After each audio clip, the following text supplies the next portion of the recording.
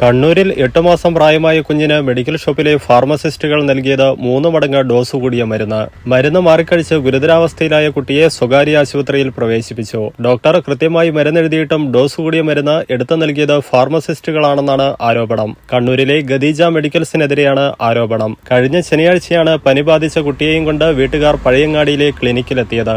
Doctor Calpol syrup കുറിച്ചു നൽകി. എന്നാൽ കുറിപ്പടിയുമായി എത്തിയ വീട്ടുകാർക്ക് ഗദീജ മെഡിക്കൽ സ്റ്റോറിലെ ഫാർമസിസ്റ്റുകൾ കാൽപോൾ ഡ്രോപ്പ് എടുത്തു നൽകിയെന്നാണ് ആരോപണം. വീട്ടുകാർ 3 നേരം കുട്ടിക്ക് മരുന്ന് കൊടുത്തു. പനി അതിവേഗം മാറിയെങ്കിലും കുട്ടിക്ക് മറ്റ് ബുദ്ധിമുട്ടുകൾ തോന്നിയതോടെ വീട്ടുകാർ വീണ്ടും ക്ലിനിക്കിലെത്തി. മരുന്ന് മാറിയതറിഞ്ഞ ഡോക്ടർ ഉടനെ തന്നെ കുട്ടിക്ക് ലിവർ ഫംഗ്ഷൻ ടെസ്റ്റ് നിർദ്ദേശിച്ചു. ഇതിന്റെ ഫലങ്ങൾ പലതും ഉയർന്ന നിരക്കിലായിരുന്നു.